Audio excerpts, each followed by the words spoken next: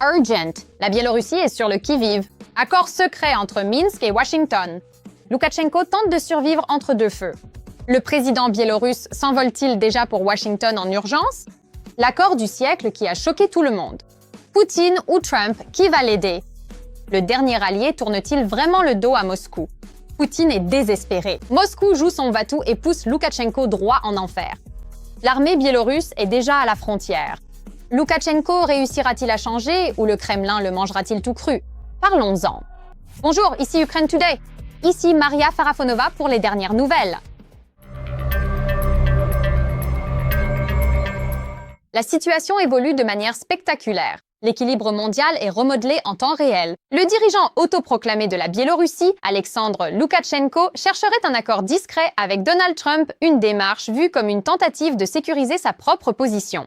Lors d'un entretien avec des médias pro-gouvernementaux, il a attiré l'attention en évoquant l'idée d'un accord majeur avec la Maison-Blanche, signalant un effort possible pour s'émanciper du Kremlin. Franchement, ce serait bien de voir ce Trump face à face et de lui serrer la main. Loukachenko tente désormais activement de relancer les relations avec Washington, espérant un accord qui pourrait stabiliser sa situation. Dans le même temps, il insiste sur le fait qu'il ne sollicite pas Trump pour un soutien financier ou militaire. Cependant, ce changement de ton suggère une tentative de se distancier de Moscou. Tout indique une réorientation progressive, laissant le Kremlin face à un partenaire incertain. L'ancien ministre des Affaires étrangères Dmytro Kuleba prévient que les forces biélorusses s'activent près des frontières ukrainiennes, tandis que Moscou pourrait voir son allié comme une ressource stratégique. L'ancien ministre des Affaires étrangères, Dmytro Kuleba, souligne des indicateurs inquiétants selon lesquels la Russie préparerait la Biélorussie à s'impliquer davantage dans la guerre. Des exercices militaires continus sous supervision russe se déroulent depuis des années. On note un accent sur la préparation à la mobilisation nationale et pas seulement au sein des forces armées. Des exercices à grande échelle, le renforcement par des systèmes de défense aérienne russes et une coordination accrue suggèrent une intégration croissante. C'est en principe la conclusion numéro 1. La Russie voit la Biélorussie comme un second front qu'elle aimerait ouvrir contre l'Ukraine. Lors d'une réunion militaire, Loukachenko a changé de rhétorique, affirmant que la période de paix pour la Biélorussie est terminée et que le pays se prépare à la guerre. Naturellement, il en parle comme d'une guerre défensive, comme si quelqu'un prévoyait de nous attaquer. Naturellement, personne ne prévoit de l'attaquer. L'expérience nous enseigne que lorsqu'un dictateur parle ouvertement de guerre, ses propos ne doivent pas être pris à la légère. Dans ce contexte, Volodymyr Zelensky a exposé ce qu'il décrit comme un plan stratégique sérieux pour Moscou, la création d'une vaste zone tampon le long des frontières ukrainiennes. Selon lui, cette approche pourrait accroître les risques pour les régions du Nord, comme Tchernihiv et Soumy, alors que la Russie accentue la pression à la frontière. Les instructeurs militaires russes joueraient un rôle de plus en plus dominant en Biélorussie, marquant une nouvelle phase de coordination et de préparation. Cette implication croissante suggère une pression accrue sur Minsk et un rétrécissement de ses options stratégiques. La Russie cherche un moyen de donner un coup de grâce pour forcer l'Ukraine à capituler. Il serait souhaitable que les États-Unis et la Chine expliquent à Loukachenko qu'il n'a pas besoin de cela, et la déclaration de Zelensky fait partie de cette manœuvre diplomatique. Minsk aurait reçu des instructions de Moscou pour maintenir les forces de défense ukrainiennes sur le qui-vive avant une potentielle offensive printemps-été des troupes russes, selon le Centre ukrainien de lutte contre la désinformation.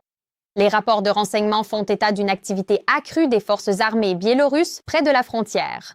Zelensky pense que le Kremlin pourrait une fois de plus tenter d'entraîner son allié plus profondément dans la guerre, car un seul front ne semble jamais suffire. Regardez notre reportage pour en savoir plus. La Biélorussie construit des routes et installe des positions d'artillerie près de la frontière avec l'Ukraine, selon le président ukrainien, suite à un rapport du commandant en chef des forces armées ukrainiennes, Oleksandr Syrsky. Selon les renseignements, des routes sont en cours de construction dans les zones frontalières de la Biélorussie menant vers le territoire ukrainien et des positions d'artillerie sont en préparation. Nous pensons que la Russie va une nouvelle fois tenter d'entraîner la Biélorussie dans sa guerre. J'ai donné des instructions pour que, par les canaux appropriés, les dirigeants de fait de la Biélorussie soient informés de la volonté de l'Ukraine de défendre sa terre et son indépendance. La nature et les conséquences des récents événements au Venezuela devraient dissuader les dirigeants biélorusses de commettre des erreurs. Volodymyr Zelensky, président de l'Ukraine sur Telegram. Le 17 avril 2026, Alexandre Loukachenko a signé un décret appelant les officiers de réserve au service militaire, selon les médias biélorusses. Les hommes jusqu'à l'âge de 27 ans parmi les officiers de réserve n'ayant pas accompli leur service militaire obligatoire et ne bénéficiant pas d'un sursis sont mobilisables. Les autorités biélorusses affirment que de telles mesures sont prises chaque année pour préparer la réserve de mobilisation. En mars, la Biélorussie a commencé à recruter des hommes âgés de 18 à 27 ans pour le service militaire obligatoire. Toujours en mars, on a appris que la Biélorussie prévoyait de construire un autre poste frontière à la frontière avec l'Ukraine. C'est ce qu'a rapporté la publication biélorusse Flagstock, citant des images satellites. Le nouveau complexe est situé dans la région de Gomel, dans le district de Narovlia, près du village de Svetcha. Il est situé à environ 860 mètres de la frontière avec l'Ukraine. Environ 1 million de roubles biélorusses ont été alloués à la construction. Cela représente environ 300 000 $. Les travaux devraient être achevés d'ici le début du mois d'août 2026. Cette installation est destinée à s'intégrer dans le programme d'État visant à renforcer la frontière sud de la Biélorussie.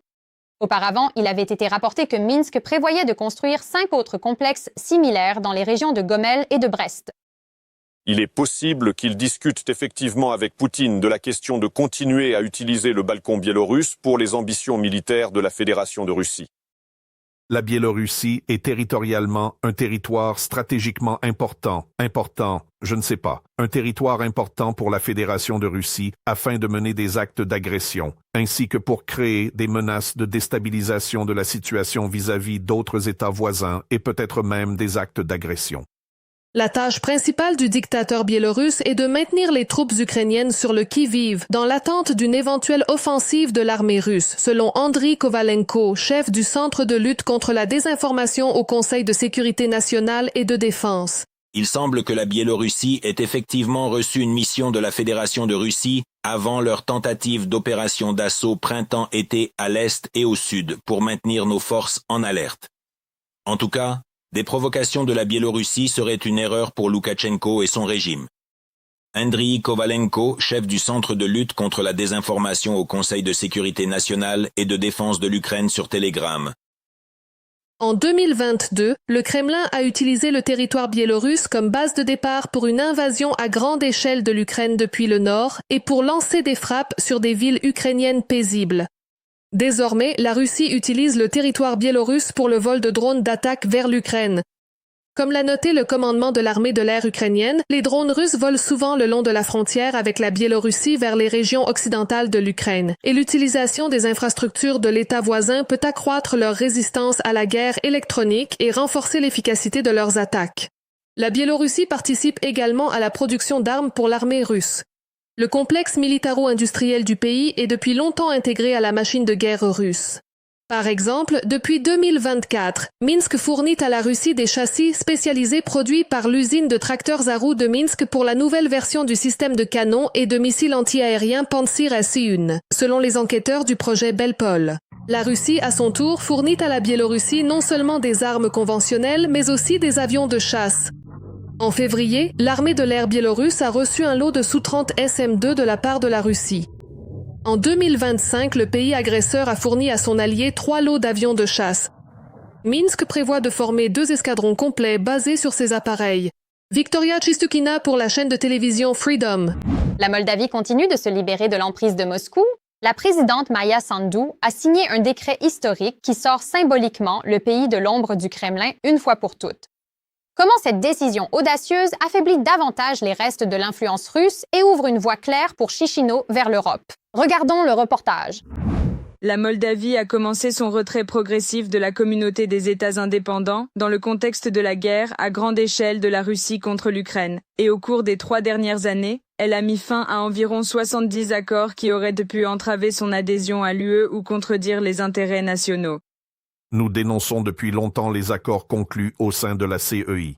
La protection sociale de nos citoyens résidant dans les pays de la communauté est assurée par des accords bilatéraux.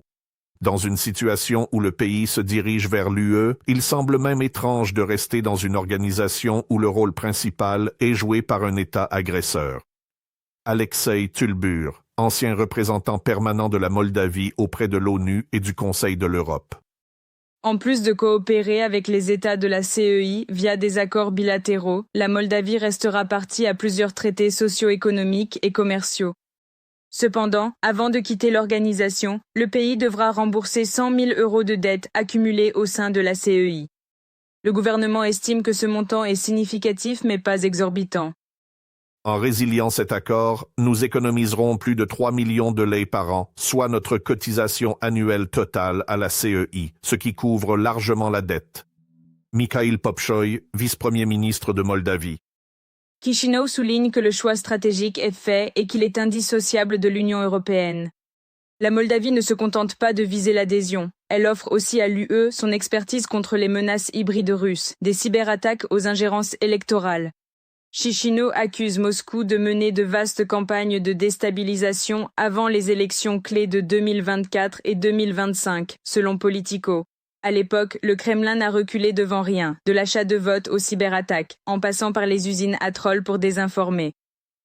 La Moldavie, par tâtonnement, a testé et mis en œuvre avec succès des contre-stratégies. Nous pouvons partager notre expérience en matière de lutte contre le financement illégal, la désinformation, la cybersécurité et l'intégrité électorale.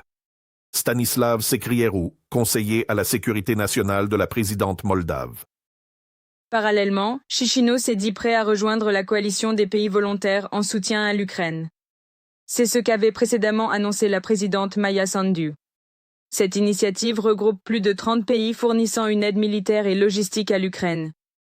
Une telle participation pourrait s'intégrer dans une architecture de sécurité européenne élargie après la guerre russe en Ukraine.